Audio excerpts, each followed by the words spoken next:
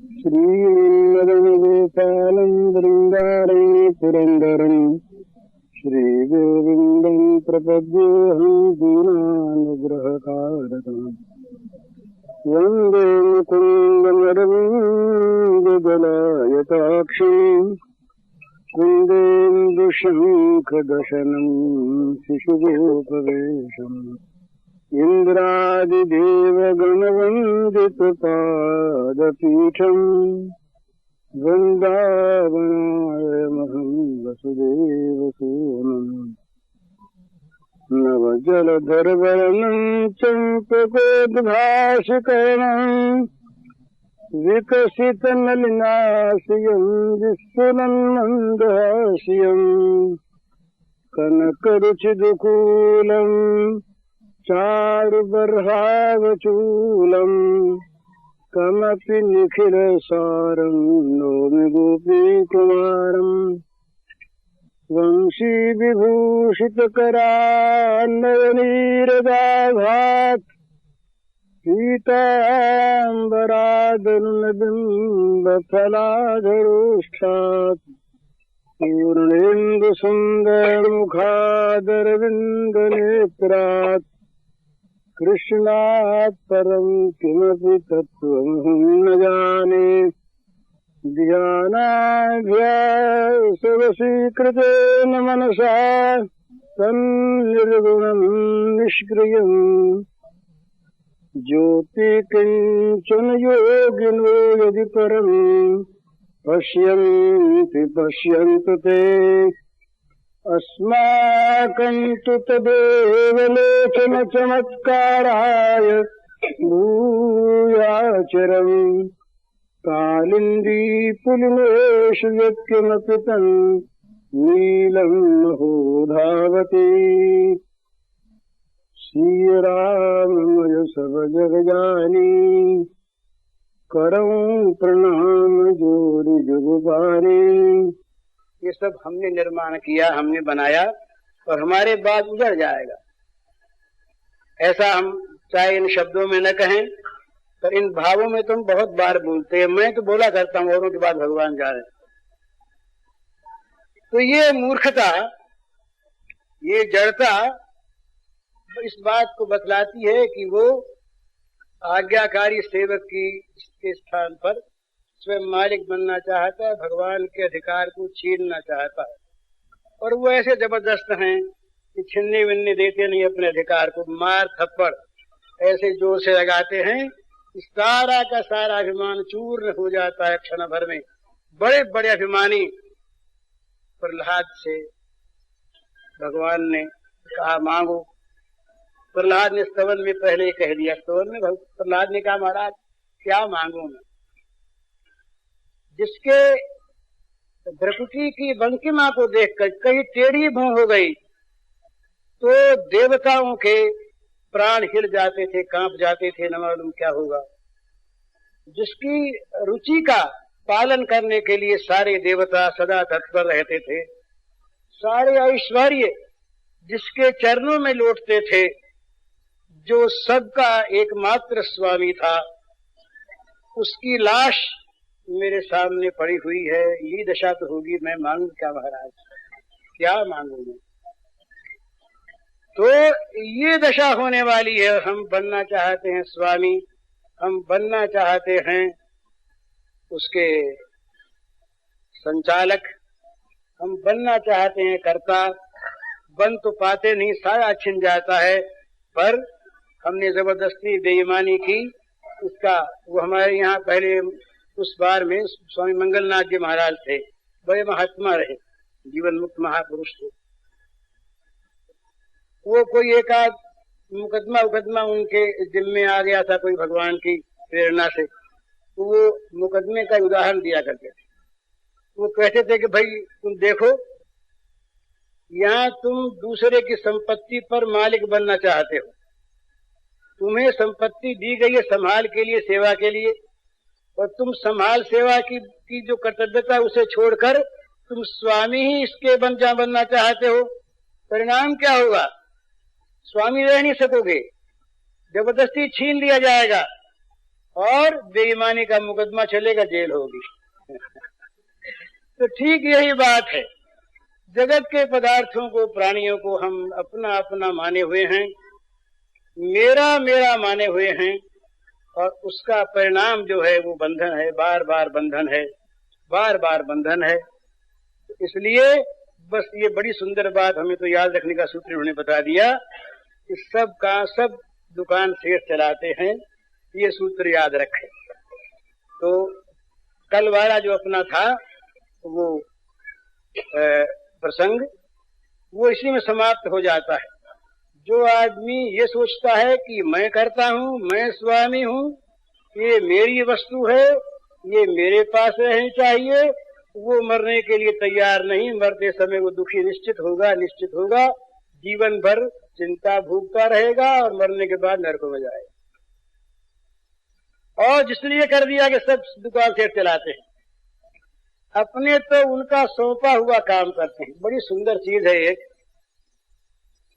कोई एक अफसर है, मान लीजिए, उसके जिम्मे एक डिपार्टमेंट का, एक महकमे का, किसी एक नगर में काम है, उसके जिम्मे बहुत सी चीजें हैं और उसके पास एक पद है जिसका अधिकारी होके वो काम करता है। अब वो उस गवर्नमेंट का, उस मालिक का वो कर्मचारी है और उसके आज्ञानुसार, उसके कानून के अनुसार अपने को पदाधिकारी कहता, मानता हुआ, सरकार की तरफ से पूरी सही करता हुआ, हस्ताक्षर करता हुआ, ये चीज हमारी है यूं कहता हुआ सब काम करता है और किसी भी चीज को अपनी मान सकता नहीं। अगर मानता है तो बेईमानी, भ्रष्टाचारी आजकल शब्द बना है, बेईमान। तो उसके पास दो चीज है, अपना पद है और संभालने की चीजें। अगर वो दो चीजें उसकी अपनी नहीं है तो मालिक चाहे जब उसका ट्रांसफर कर दे, तबादला कर दे कहीं, और मालिक चाहे जब उसके जिम्मे की चीज को दूसरी जगह भेज दे जहां आवश्यकता हो, तो चीजों का कहीं भेज देना, उसका तबादला कर देना, ये उसके लिए क्या दुख की चीज होगी?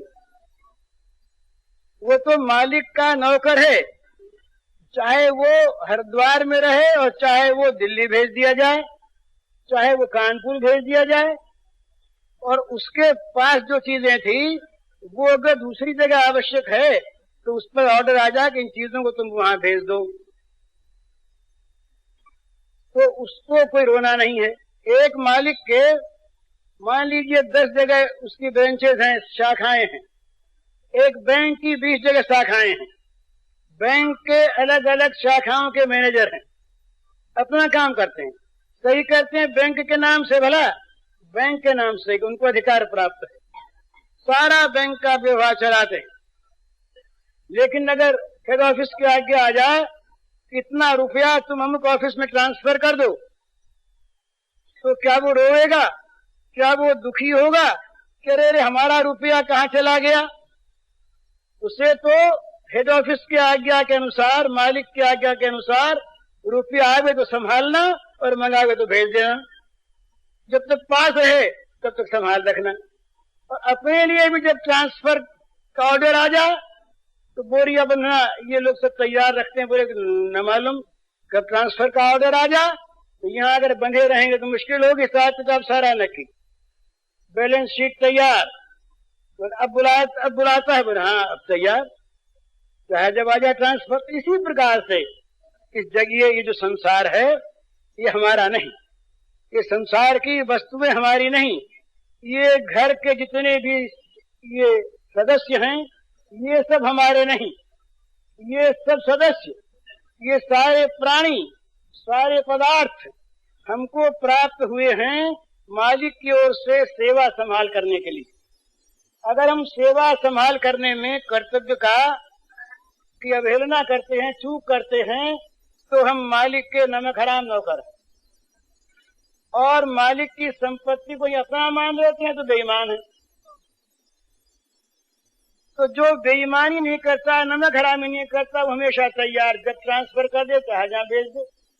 उस चीज को ट्रांसफर कर दे। तो जो ऐसा है वो तैयार है, अर्थात जो ये मानता है कि दुकान सेठ चलाते हैं, हम नहीं चलाते, हम तो उनकी आज्ञा अनुसार केवल काम करते हैं। जब तक यहाँ वो रखते यहाँ रहते हैं, भेजेंगे कहीं पर, हमें तो रहना उनकी सेवा में है। ये भक्त लोग जो है ना, ये बड़े विलक्षण होते हैं। ये भक्त लोग कहते हैं कि हमें महाराज मुक्ति उक्ति दे दोगे आप तो मुश्किल होगी, सेवा नहीं मिलेगी। मुक्ति आप दे देंगे कहीं हमको तो सेवा से वंचित होना पड़ेगा। एक बात बहुत ध्यान में रखने की है, ये मुक्ति निरादरी भक्ति लुभाने कहना सहज है। हम लोग तो मुक्त नहीं हैं संसार के मामूली भोगों की कामना से। हम लोग मोक्ष की कामना के त्याग की बात क्या जाने, हम लोगों को तो मोक्ष का पता ही नहीं है। लेकिन बात क्या है, जो भगवान के सेवक हैं, जिनको भगवान का सेवाधिकार प्राप्त है, ऐसे जो महापुरुष भक्तजन हैं वो जगत से मुक्त हैं। ये दो बात ध्यान में रखने की भला, जगत की गुलामी और भगवान की सेवा दोनों साथ साथ नहीं चल सकती। जहां काम तहां राम नहीं, और जहां राम नहीं काम, तुलसी कबहू के रह सके रवि रजनी एक ठाम। जैसे सूर्य और रात्रि ये दोनों एक समय एक साथ नहीं रह सकते। अगर सूरज है तो रात नहीं, और रात है तो सूरज नहीं। इसी प्रकार जहां काम तहां राम नहीं, और जहां राम नहीं काम। जहां राम है वहां काम नहीं है, और जहां काम है वहां राम नहीं है। अर्थात जहां भगवत विहीन संसार है वहां उसके लिए भगवान नहीं है, और जहां भगवान है वह संसार भी भगवत रूप है। तो ये जो भक्त होते हैं ये मुक्त होते हैं। भला जो भक्त मुक्त नहीं हैं उनकी भक्ति में जरा कसर है। मुक्त होने का अर्थ क्या है? संसार की वासनाओं से वे मुक्त हैं, संसार की कामनाओं से वे मुक्त हैं, संसार के भोगों की वासनाओं से वे मुक्त हैं। वे तो अगर बंधे हुए हैं कहीं पर तो भगवान के चरणों से बंधे हुए हैं। उनको जगत में कुछ नहीं चाहिए और भगवान के साथ उनका स्वाभाविक सहज स्नेह है। वाल्मीकि जी ने भगवान के रहने के घर बताए। तो महाराज ये घर आपके लायक है, इसमें आप रह सकते हैं, बस सकते हैं, ये आपके योग्य है। आपका घर तो नहीं है पर ये आपके योग्य, यहाँ आप रहिए, ये घर भी उत्तम, ये घर भी आपके लायक, ये भी लायक, ये भी लायक। भगवान ने कहा मन ही मन कोई ऐसा घर तो बतावे यार ये कि जो हमारे ही घर हो, जिसमें बसे रहे हमेशा। तब अंत में कहा चाहि न चाहिए कबहु कछु और तुम सन सहज स्नेह, बसहु निरंतर तासु मन सोराउर निज गेह। चाहि न चाहिए कबहु कछु और तुम सन सहज स्नेह, बसहु निरंतर तासु मन सोराउर निज गेह। अब कहा मुनि ने कि महाराज हम आपको अपना घर बताते हैं, जहां से कभी आप निकाले नहीं जा सकते। बोले बहुत दिन रहते हो गए, भाड़ा बढ़ाएंगे, कानून बदलवाना चाहते हैं, कुछ नहीं। वो तो कहते हैं आपका घर है, उस घर में आप बसो निरंतर, एक दो दिन के लिए नहीं, वर्ष दो वर्ष के लिए नहीं, सदा के लिए आप उस घर में बस जाइए, क्योंकि आपका घर है। तो वो कौन सा आपका घर है? तो जाहि न चाहिए कबहु कछु और तुम सन सहज स्नेह। वाह, इस आधे दोहे में सारी भक्ति का स्वरूप बता दिया। जाहि न चाहिए कबहु कछु, किसी अवस्था में भी न धन के भाव में वो धन की आकांक्षा करता है, न विपत्ति में पड़ने पर विपत्ति से त्राण करने के लिए वो पुकारता है, न वो बंधन का अनुभव करके मोक्ष की इच्छा करता है, न वो नरक में जाकर वहां से मुक्त करने के लिए भगवान से कहता है। कुछ नहीं, किसी अवस्था में कुछ भी जिसको नहीं चाहिए, तो फिर उसका संबंध क्या है? तुम सन सहज स्नेह। सहज स्नेह, जिस स्नेह में, जिस प्रेम में कहीं किसी प्रकार का कोई हेतु है, कोई कारण है, वो प्रेम प्रेम नहीं, वो भक्ति भक्ति नहीं, वो तो अहेतुक प्रेम। तुलसीदास जी महाराज कहते हैं बड़ी सुंदर बात। वो कहते हैं महाराज हमारे में एक जड़ता है, ये मानव मात्र की ओर से बोलते हैं। तुलसीदास हम लोगों की ओर से कहते हैं, फिर अपनी बात कहने लगेंगे। वो कहते हैं कि महाराज यह विनती रघुवीर गोसाई और आस विश्वास भरोसो खरो जिय की जड़ताई। मेरे जीवन में, मेरे हृदय में एक जड़ता आ गई, मूर्खता आ गई। तो क्या मूर्खता आ गई? और आस विश्वास भरोसो, दूसरे की आशा, दूसरे पर विश्वास और दूसरे का भरोसा, ये मेरे हृदय की जड़ता है। इस जड़ता को आप हर लीजिए महाराज जी, मेरी प्रार्थना है। तो भाई जड़ता को हर के चाहते क्या हो? बोले बस ये जड़ता न रहे। जहां पर ये आशा विश्वास भरोसा किसी प्राणी में, किसी पदार्थ में, किसी अवस्था में, किसी व्यवस्था में, किसी स्थिति में, किसी वस्तु में है आशा भरोसा विश्वास, वहां तक जड़ता है। तो कहा फिर तुम क्या चाहते हो? मुक्ति चाहते हो, सदगति चाहते हो, सद्बुद्धि चाहते हो, रिद्धि सिद्धि चाहते हो, और जगत में सबके लिए जो लोभ की वस्तु है कि मेरा नाम रहेगा, ये बड़ाई चाहते हो? तो कहा नहीं। चहो न सुगति सुमति संपत्ति कछु रिद्धि सिद्धि विपुल बड़ाई। चहो न सुगति सुमति संपत्ति कछु रिद्धि सिद्धि विपुल बड़ाई। हेतु रहित अनुराग राम पद बढ़ु अनुदिन अधिकारी। जिस सुगति में भगवत प्रेम न हो वो सदगति नहीं चाहिए, वो सन्मति नहीं चाहिए, वो संपत्ति नहीं चाहिए, वो रिद्धि सिद्धि नहीं चाहिए, और वो विपुल बड़ाई नहीं चाहिए। चाहिए केवल ये हेतु रहित अनुराग राम पद बढ़ अनुदिन अधिकारी। अहेतुक अनुराग, बिना किसी हेतु का प्रेम भगवान राघवेंद्र के चरणों में निरंतर मेरा बढ़ता रहे, अनुदिन अधिकारी, रुक न जाए।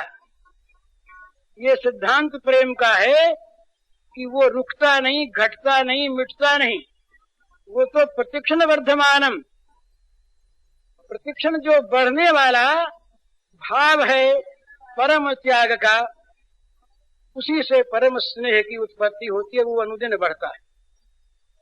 तो तुलसीदास कहते हैं कि निरंतर दिनों दिन बढ़ता रहे मेरा प्रेम भगवान में, अहेतुक ये मैं चाहता हूं।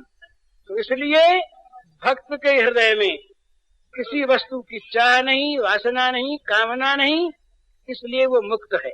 भक्त मुक्त होता है, भक्त बंधन में नहीं आता। उसकी विशेषता एक और है कि भक्त भगवान को बंधन में ले आता है। भक्त स्वयं तो मुक्त होता है, भक्त स्वयं मुक्त होता है, जीवन मुक्त भगवान को नहीं बांध सकता, ब्रह्मज्ञानी भगवान को नहीं बांध सकता, वो तो भगवान में जाके विलीन हो जाता है।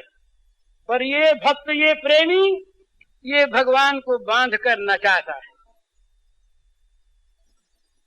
शेष गणेश महेश दिनेश सुरेश जाहि निरंतर ध्यामे।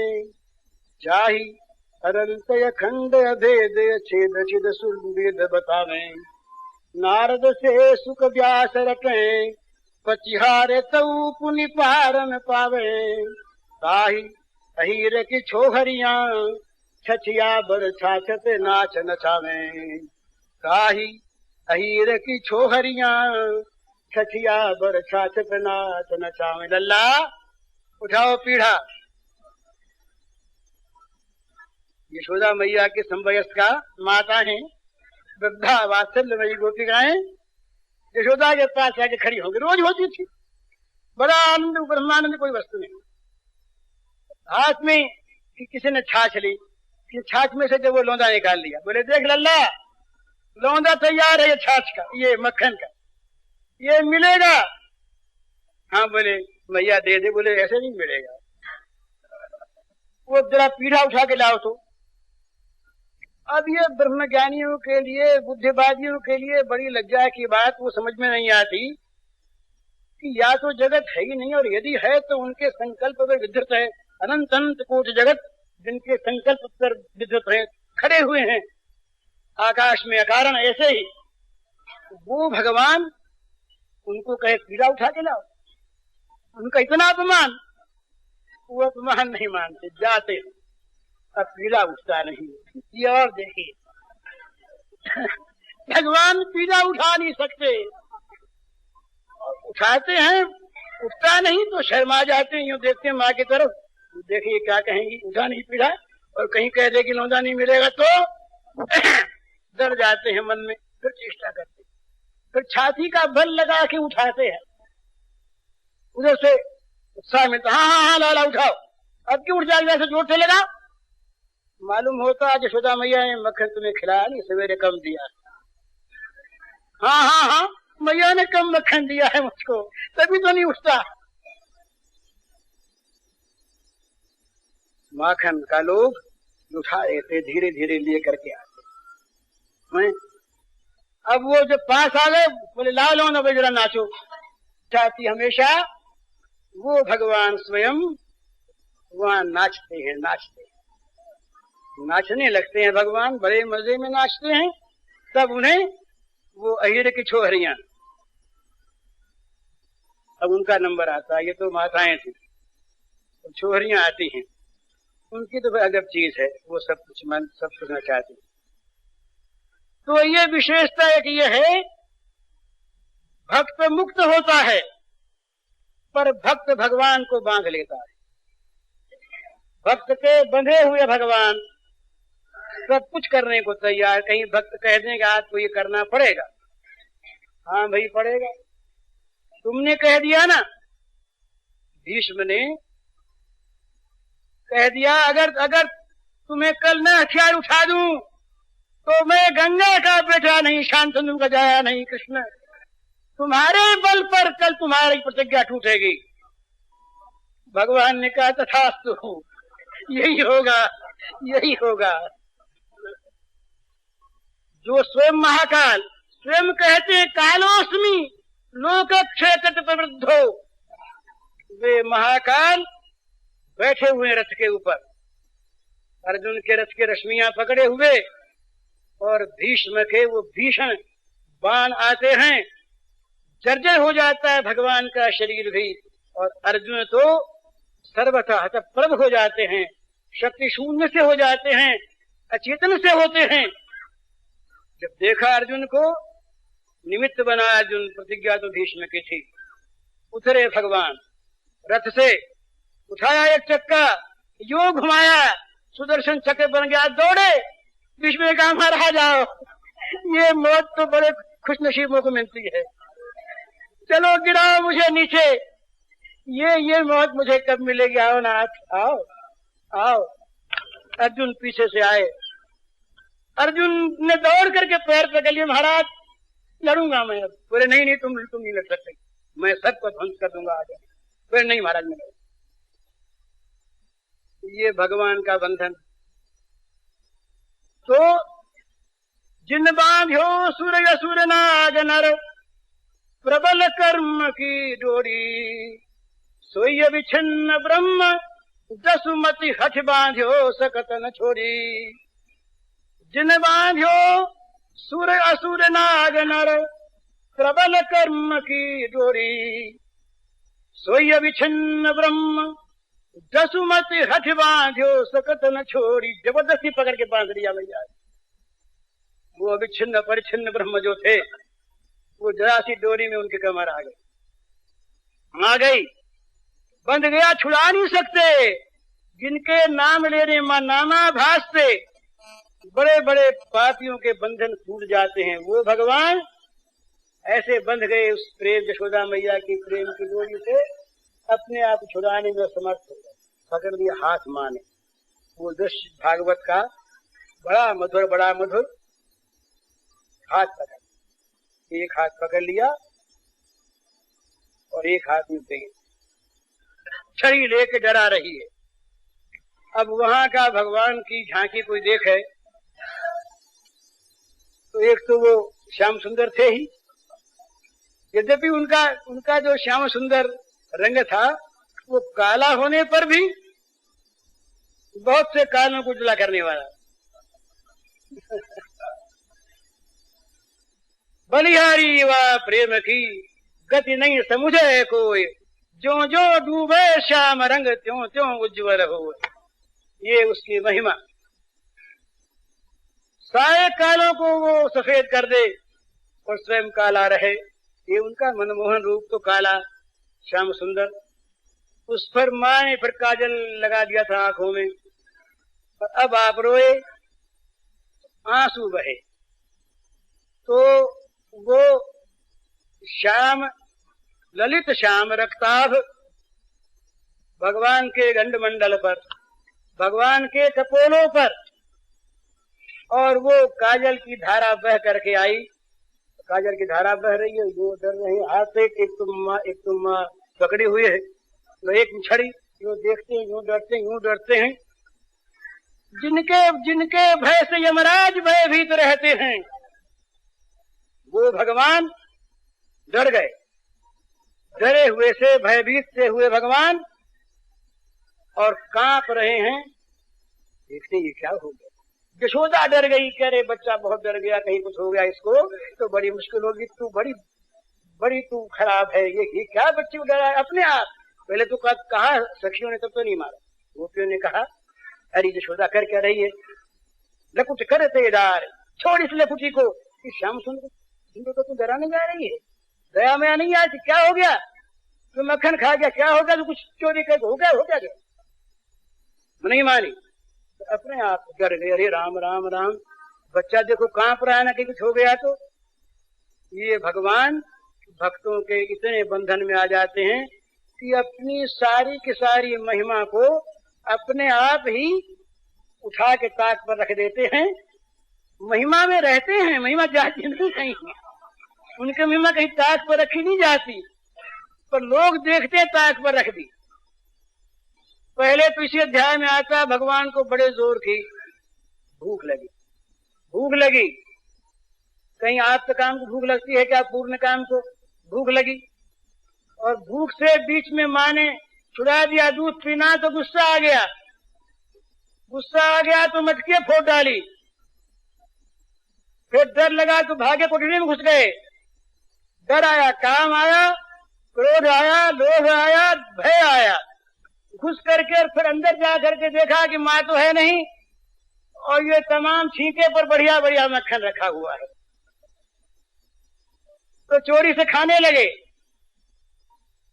फिर घर बिगाड़ने की बात आई, खाया ही नहीं, ले लेके तमाम बंधनों को फेंकने लगे। चाहे रामावथा के उतार रहे हो, कुछ भी कर रहे हो, पर किया तो सही ना। इसके बाद जब माँ आई तो भागे, और बांध लिया तो रोए। अब बताइए कौन सी महिमा बाकी रह गई इनकी। पर यही तो बड़ी महिमा है। ये महिमा क्या है, भगवान दिखलाते हैं कि मैं कितना भक्त के वश में होता हूँ, कि भक्त के लिए स्वयं बंधन में आकर के, जैसे बंधन में पड़ा हुआ प्राणी सब कुछ करता है मजबूरी से, उसी प्रकार में स्वेच्छा से, स्वलीला से, मजबूरी से नहीं, प्रेम की मजबूरी तो जरूर है, प्रेम वश होकर के मैं ये करता हूँ। तो भक्त जो होते हैं ना, ये मुक्त होते हैं, बात ध्यान रखनी चाहिए। जो भक्त संसार से मुक्त नहीं, जो भक्त कामना वासना आसक्ति ममता का दास है, वो भक्त नहीं है। ये बात ध्यान रख लेनी चाहिए। उसकी भक्ति में कसर है। भक्त तो वो है जो सब कुछ भगवान को सौंप कर भगवान का हो गया, कुछ रहा है नहीं, न शरीर अपना है, न अपना मन अपना है, न बुद्धि अपनी है। मन हो तो सोचे, बुद्धि हो तो विचार करे। उसने अपना मन, अपना तन, अपनी बुद्धि सब दे दिया, फिर किसकी वासना रहे। भुक्ति मुक्ति स्पृहा यावत पिशाची हृदय वर्तते तावत प्रेम सुखस्यात्र कथम प्रेम भवेत्। ये कहा कि जब तक भुक्ति और मुक्ति की, भोग और मोक्ष की पिशाचिनी इच्छा हृदय में वर्तमान है, तब तक प्रेम का अंकुर नहीं पैदा होता।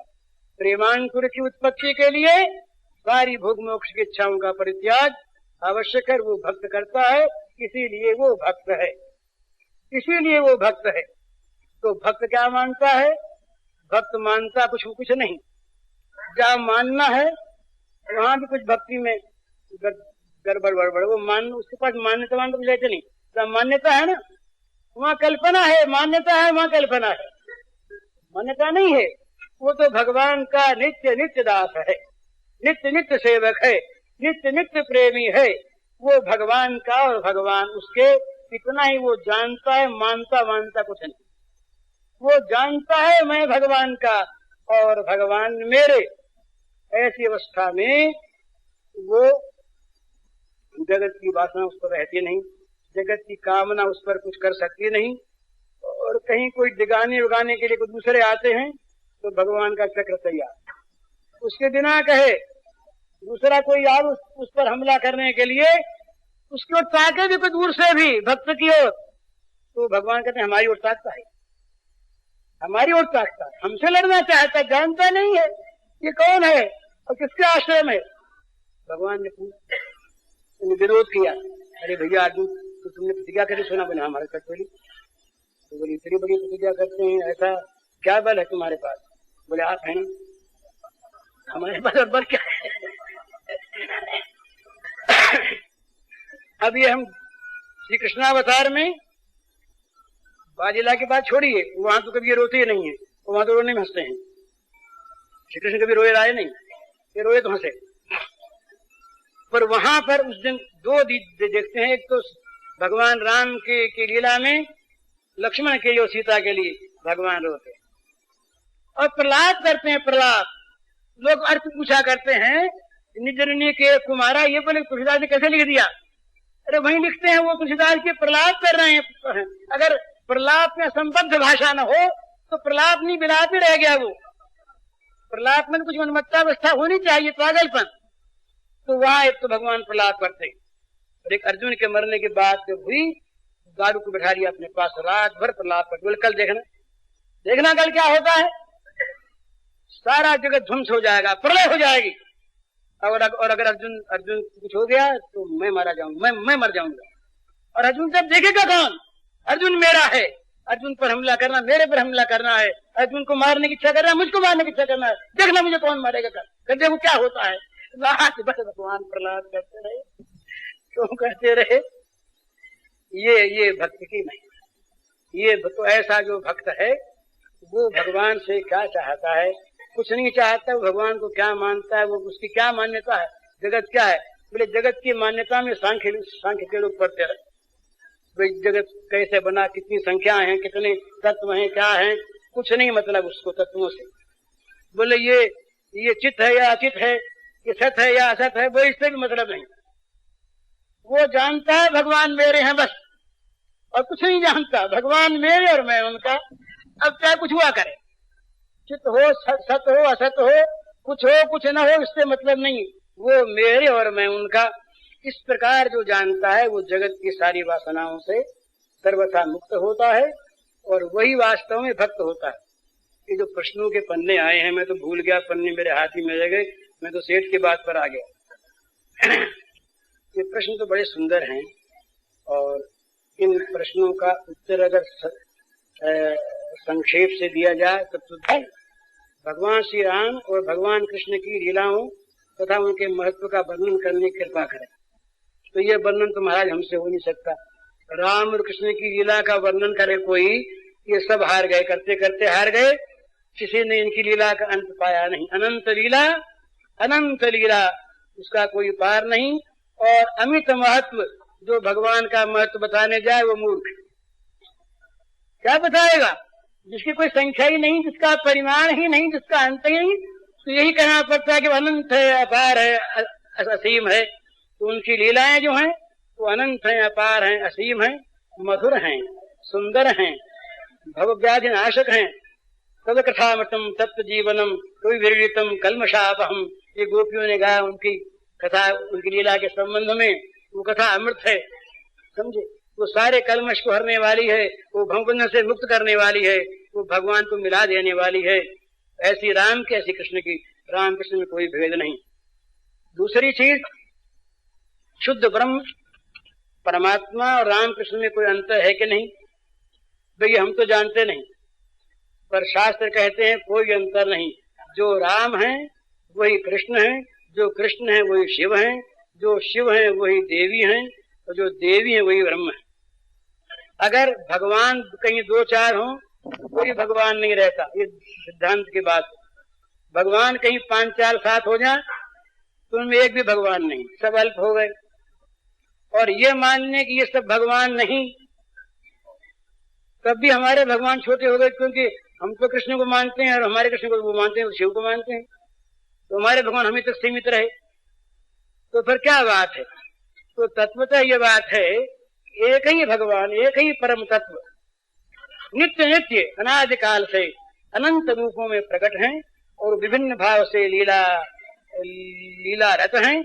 जिस लीला को जो पसंद करे, जो जैसा अधिकारी हो, जिसकी जैसी रुचि हो, उसी से वो अपने मार्ग में जाए। इसलिए कोई अंतर नहीं, बिल्कुल सर्वथा एक ही एक ही एक ही। हमसे पूछे भाई तुम्हारे क्या है, तो ये बात बताने की तो है नहीं, बताने की तो है नहीं, ये तो अपनी अपनी। तुम किसको खसम मानती हो? जिसमें मन मानता उसको मानती है। अब ये बतावे कौन, बतावे कौन भाई, ये तो बतावे कौन।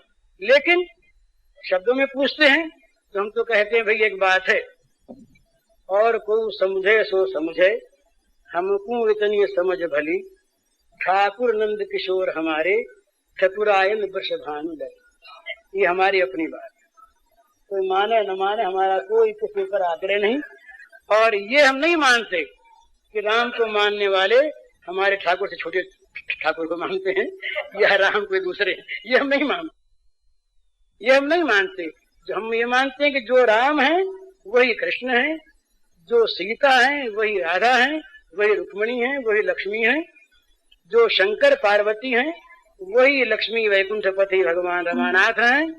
कोई अंतर नहीं है, परंतु हमें ये प्यारा लगता है, इसलिए हम यही कहते हैं कि और को समझे सो समझे, हमको इतनी समझ भली, ठाकुर नंद किशोर हमारे, ठकुरायन वृषभानु लली।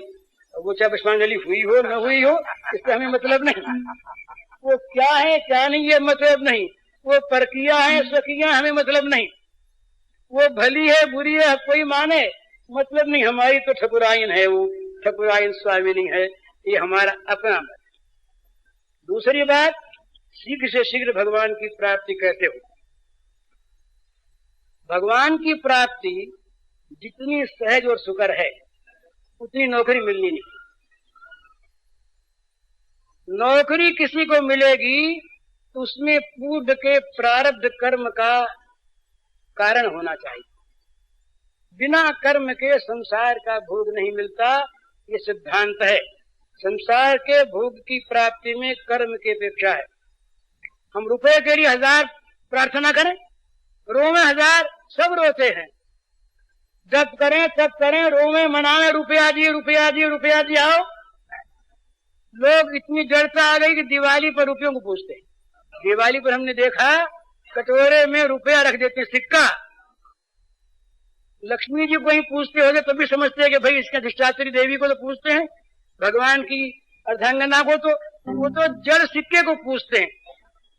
तो पर वो जड़ सिक्का चाहे पूजा किया गया उसके 1000, तो जड़ तो जड़ है, न वो बोलेगा न वो आ सकता है आपके पास, न वो आपकी वेदना को जानता है। वो तो अगर आपके कर्म में कहीं किसी प्रकार का फल आवश्यक तो मिलेगा, लेकिन भगवान मिलते इच्छा से। इच्छा से धन नहीं मिलता, इच्छा से नौकरी नहीं मिलती, इच्छा से व्यापार नहीं मिलता, इच्छा से पति पत्नी नहीं मिलते, इच्छा से संसार का कोई स्थान नहीं मिलता। परंतु अगर इच्छा आपकी पूर्ण हो, अनन्य हो, तो भगवान मिलते हैं, अवश्य मिलते हैं और अभी मिलते हैं। अगर अभी न रहा जाए तो भी मिल जाएंगे, क्योंकि वो किसी कर्म के फल नहीं है ना। बोले हमने खेत में बीज बोया है, अब वो कहीं अंकुरित होगा, फिर उसमें वो बड़ा होगा, तब कहीं पल्लवित होगा, उस पत्ते निकलेंगे, फिर फूल निकलेंगे, फिर उसमें फल बनेगा। ये आवश्यक नहीं है, वो तो है, यहाँ है, अभी है। हरि व्यापक सर्वत्र समाना, प्रेम से प्रकट हो ही मैं जाना। तो भगवान की प्राप्ति चाह करने वाले को अति सुलभ, अति शीघ्र, और नहीं चाह करने के वाले के वास्ते अति दुर्लभ, महान कठिन, और असंभव मानने वाले के लिए असंभव। ये भगवान की प्राप्ति की बात। साकार रूप से भगवान के दर्शन तथा भगवान की प्राप्ति या पूर्ण स्थिति में कोई अंतर है या एक ही बात है, ये भी स्वसंवेद्य विषय है। हमको तो पूर्ण स्थिति प्राप्त है नहीं, तो पूर्ण स्थिति में क्या स्थिति होती है हमें मालूम नहीं। और हमारे जो भगवान हैं उनके मिलने में आनंद होता है, ये हमारा विश्वास है। और वो आनंद अपरिमित है, अपरिमेय है, अनंत है, असीम है। अब उस आनंद के साथ किसी दूसरे आनंद की तुलना होती है नहीं, ये तुलना करने वाले जानते, हम तो जानते नहीं, पर हम तो मानते हैं कि हमारे भगवान ही ब्रह्म हैं। इसलिए ब्रह्म की प्राप्ति का आनंद हमारे भगवान की प्राप्ति का आनंद ही तो होगा। उसमें अंतर क्या है? कोई अंतर वंतर नहीं, क्योंकि भगवान एक, भगवान का स्वरूप एक, तत्व एक, तो उनका आनंद भी एक ही है। अब अपनी अपनी भावना है, भावना के अनुसार कोई कहीं आनंद देखता है, कोई निरानंद भी देखता है, तो उसमें भी आनंद ही। तो ये सारी बातों का संक्षेप में इन प्रश्नों का उत्तर है। ऐसी बात है कि साधना में केवल दो बात की आवश्यकता है। अपने साध्य में सर्वोपरि बुद्धि हो, और अपने साधन में सर्वोपरि बुद्धि के साथ साथ पूर्ण सावधानी हो। बस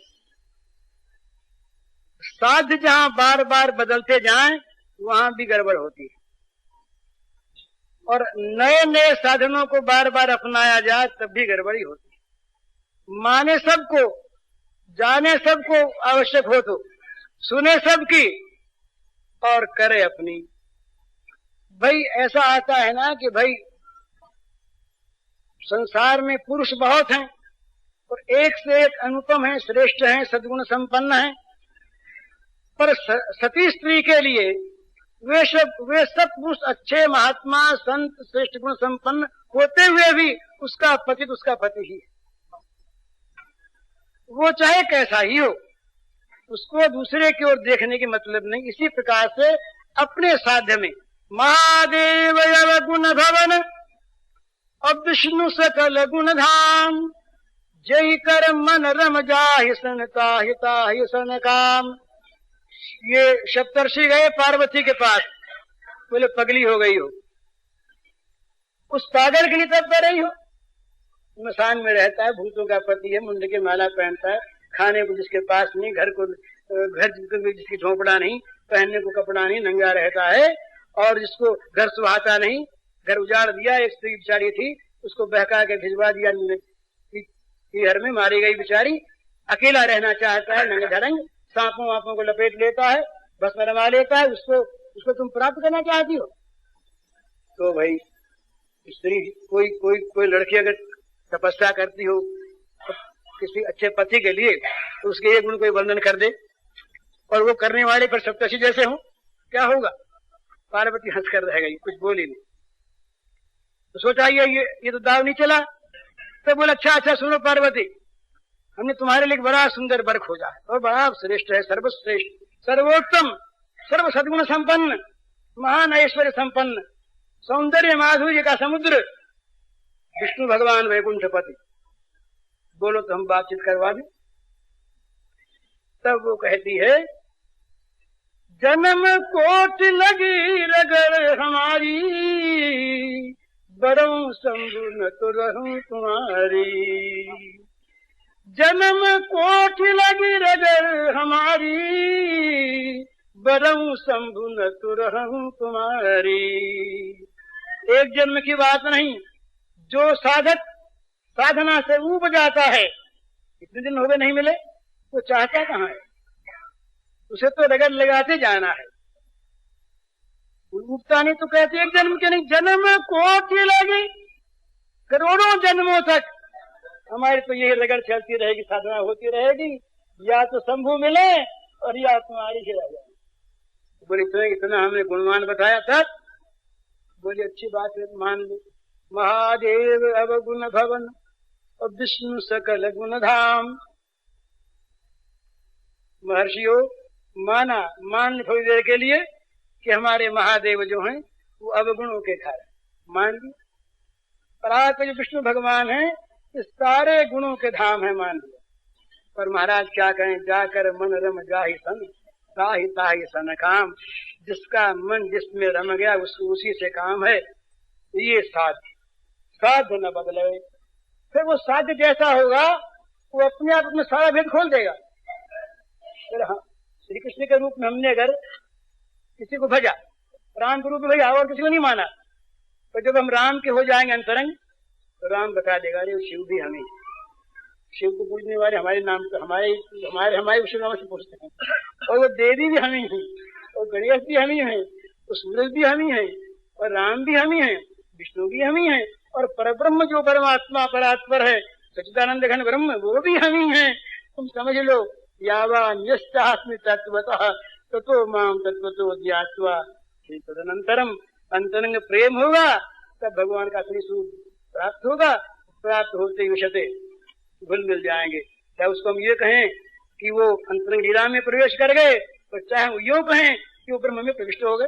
बात है अंतरंग लीला कहें उसको भक्तों की भाषा में कहेंगे कि अब तक वो बहिरंग थे, वो अंतरंग लीला में प्रविष्ट कर गए, और ज्ञान की भाषा में, तत्व की भाषा में ये कहेंगे कि भगवान में, ब्रह्म में वो विषते प्रविष्ट हो गए, विलीन हो गए, एकाकार हो गए, सायुज्य को प्राप्त हो गए। बात कुछ नहीं। तो इसलिए एक तो साध्य को न बदले, दूसरे कि बार बार जो साधन बदलते हैं, आज नाम जप किया, कल बोले प्राणायाम करेंगे, नाम जप से नहीं होता है। प्राणायाम करने लगे, किसी ने बताया नहीं प्राणायाम नाम से नहीं होगा। नाद ब्रह्म का कान में अंगुली डाल करके और शब्द सुनो, 10 शब्द सुनाई देंगे। अच्छा वो सुनने लगे, तो नहीं हट योग करना पड़ेगा, नेति धोती करो, यूं उछलते कूदते रहो, इधर उधर, कभी यहाँ गए कभी वहां गए, एक को पकड़ा नहीं, रास्ता हाथ आया नहीं, भटकते रह गए। इसलिए दूसरे का खंडन करो मत, बुरा बताओ मत, परंतु तुलसीदास की भाषा में कर्म उपासन ज्ञान वेद मत सो सब भांति खरो, मोहि तो सावन के अंधई जो सूझत हरो हरो। भाई कर्म उपासना ज्ञान वेद मत सब सच्चा है, सब ठीक है, किसी का खंडन नहीं, सब सत्य है, खरो, सब खरे हैं, खोटा कोई नहीं। परंतु मोहि तो सावन के अंधई जो, सावन की हरियाली देख के जो अंधा हो गया, देखना बंद हो गया उसका, उसको तो हरियाली ही दिखती। इसलिए मैं तो राम नाम को पा करके जगत से अंधा हो गया। अब मुझे जगत नहीं दिखता, कोई और वस्तु नहीं दिखती, अब मुझे वो हरा हरा राम नाम दिखता है। तो बोले दिखता ही है कि कुछ प्राप्त होगा। बोले हो गया। चाटत रहो स्वान पाकर जो कबहुन पेट भरो, सोमण सुमिरत राम सुधारस पेखत परुष धरो। कुत्तों की भांति जूठी पत्तरे चाटता फिरता था, अनंत जन्म बीत गए, कभी शांति नहीं, मेरी भूख मिटी नहीं, ये चाहिए, मरता गया और फिर मांगता गया, फिर मरा, फिर जन्मा मांगता रहा, कभी पेट भरा ही नहीं, जूठी पत्तरे चाटता रहा। पर मैंने जब से राम का स्मरण किया, अब मेरी भूख तो मिटी गई। अब तो वो मुक्ति वाले कहते हैं, अमृत तिल को लेकर के अमृत का परोसा लेकर आए हमारे सामने। सोम सुमिरत राम सुधा रस पेखत परुष धरो। सुधा रस, मुक्ति सुधा, अमृत, ये परोस करके रखा मेरे सामने कि ले लो। मैं उसको नहीं काटता, इतना फल मुझे मिल गया बाबा, और क्या मिलेगा उस एक को पकड़ने से। तो साध्य एक, साधन एक, दूसरे का खंडन नहीं, किसी का विरोध नहीं, किसी के साथ द्वेष नहीं, सबके आगे हाथ जोड़ो और जहां दूसरा आगे दूसरा बोले नहीं, सिया राम मैं सब जग जानी, करूं प्रणाम जोड़ जुगुपानी, हमारी सीता राम है। न माने तो फिर उससे अपने से कह दो भगवान से, तो महाराज देखो हो तो तुम हमारे सीता नाथ ही स्वामी। कहा कहूं छवि आजू की भले बने हो नाथ, तुलसी मस्तक तब नवे धनुष बाण होए हाथ। पहचान लिया, ये नहीं कि दूसरा समझ करके लौट गए। आज तुमने खूब स्वांग बनाया, ये कहाँ गया वो धनुष बाण तरकस, और कहाँ गया राज मुकुट। ये मोर मुकुट पहन करके त्रिभंगी ललित खड़े हो गए बंसरी हाथ में लेकर के, लगते तो बड़े अच्छे, बड़े सुहावने लगते हो नाथ, परंतु हम सिर कैसे नवावे, हम तो उस एक के सामने सिर नवा चुके, शीश ही नहीं हो, एक को बना चुके हम तो उसको, उस एक रूप को। अब तुमको अगर हम ये आवश्यक हो कि तुलसीदास हमारे सामने सिर झुकाए तो दे दो तुम्हारे हाथ में बना ले वो तुलसीदास के मालिक वाला वेश, वो तो मालिक है तुम, पर तुलसीदास के मालिक वाला वेश, हम तो भाई उस महकमे के नौकर हैं, इस महकमे के तो है नहीं। तुम्हारा ये वेश तो सुंदर, बड़ा सुंदर, बड़ा अच्छा, भले बने हो ना, सुंदर है, भले है, परंतु महाराज हमको, हमसे अगर हाथ जुड़वाना चाहते हो, हमारी दंडवत करने की, दंडवत लेने की तुम्हें अगर चाह है, तो बस ये मुरली और मोर मुकुट को तो हटा दो और धनुष बाण ले लो। तो मुरली मुकुट दुराए के नाथ भय रघुनाथ, मुरली मुकुट को छिपा करके वहां पर तो जो श्रीनाथ जी थे वो रघुनाथ जी बन गए। तो ये अनन्यता, अनन्यता का अर्थ ये नहीं है कि दूसरे रूप का विरोध या खंडन है। अनन्यता का अर्थ है कि हमारे ही राम श्री कृष्ण बने हैं, हमारे ही राम देवी बने हैं, हमारे ही राम शिव बने हैं, हमारे राम ब्रह्म तो हैं, ब्रह्म और कहां से आता, हमारे राम ब्रह्म। तो इसलिए भक्त मानते हैं, ठीक मानते हैं कि हमारा जो राम ब्रह्म चाहे हो ब्रह्म। हम तो हमारे राम को, हमारे श्याम सुंदर को इस रूप में देखेंगे और देखना चाहेंगे और देखते रहेंगे कि रात दिन जो हम उसको खाने को जो हम सिखाया करें। हम वो नहीं खाने वाला रूप नहीं चाहते, वो चाहे नहीं खाने वाला जी, हम तो चाहते हैं कि हमारे हाथ से रोज खाया करो।